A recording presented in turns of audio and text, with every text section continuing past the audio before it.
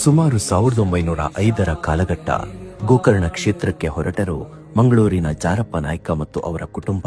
ಮೊದಲು ಸೌರಣ್ಯರೆಂದು ಭಾವಿಸಿ ಗೌರವ, ಆತಿಥ್ಯ, ಸನ್ಮಾನ. ಆದರೆ ಕೆಲ ದಿನಗಳಲ್ಲೇ ಒಂದು ಸತ್ಯ ಬಯಲಾಯಿತು. ಅವರು ಬಿಲ್ಲವ ಸಮುದಾಯದವರು. ಅಷ್ಟೇ ಸಾಕಾಯಿತು. ಗೌರವ ಅವಮಾನವಾಯಿತು, ಸ್ವಾಗತ ನಿರಾಕರಣೆಯಾಯಿತು ಮತ್ತು ದೇವಾಲಯವನ್ನು ಅಶುದ್ಧ ಎಂದು ಘೋಷಿಸಲಾಯಿತು. ಭಯ, ನೋವು, ಅಗಾಧ ಮೌನ ಮಾನವನ ಆತ್ಮಾಭಿಮಾನಕ್ಕೆ ಬಿದ್ದ ಗಾಯದ ನಾದ ಕೇಳಿಸಿತು.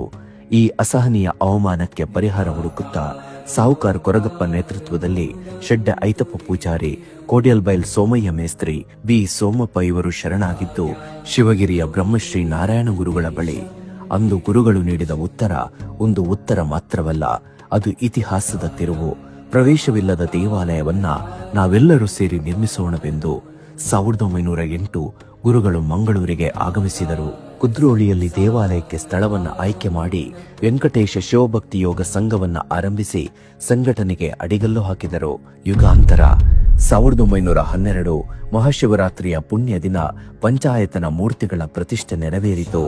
ಆ ಕ್ಷಣ ಮೌನವಾಗಿ ತೆರೆಯಿತು ಗರ್ಭಗುಡಿಯ ಬಾಗಿಲು.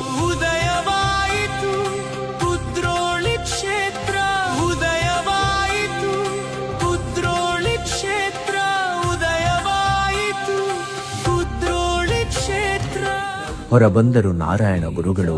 ಅದು ಕೇವಲ ಒಂದು ಶಿವಲಿಂಗದ ಪ್ರತಿಷ್ಠೆಯಲ್ಲ, ಅದು ಸಮಾನತೆಯ ಘೋಷಣೆ, ಮಾನವೀಯತೆಯ ಪ್ರತಿಷ್ಠೆ, ಆತ್ಮಗೌರವದ ಸೂರ್ಯೋದಯ.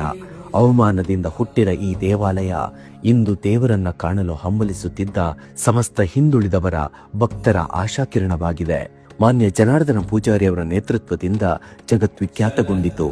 ಗೋಕರ್ಣನಾಥ ಕ್ಷೇತ್ರ ಒಂದು ದೇವಾಲಯವಲ್ಲ, ಒಂದು ಸಾಮಾಜಿಕ ಕ್ರಾಂತಿ, ಒಂದು ಯುಗಾಂತರದ ಬೆಳಕು, ಒಂದು ಮಾನವ ಘನತೆಯ ಶಾಶ್ವತ ಸಂಕೇತ. ಇದೇ ನೆನಪಿನೊಂದಿಗೆ ಮತ್ತು ಶಿವಗಿರಿ ತೀರ್ಥಾಟನೆ ಶತಮಾನೋತ್ಸವ ಆಚರಿಸುತ್ತಿರುವ ಸಂದರ್ಭದಲ್ಲಿ ಇದೇ ಫೆಬ್ರವರಿ 21ರಂದು ನಡೆಯಲಿದೆ ಕುದ್ರೋಳಿ ತೀರ್ಥಾಟನೆ. ನಮ್ಮ ನಡಿಗೆ ಶ್ರೀ ಗುರುವಿನಡೆಗೆ. ಬನ್ನಿ, ಜೊತೆಯಾಗಿ ಸಮಾಜದ ಬೆಳಕಿನಡೆಗೆ ನಡೆಯಲಿ ನಮ್ಮ ಪಯಣ.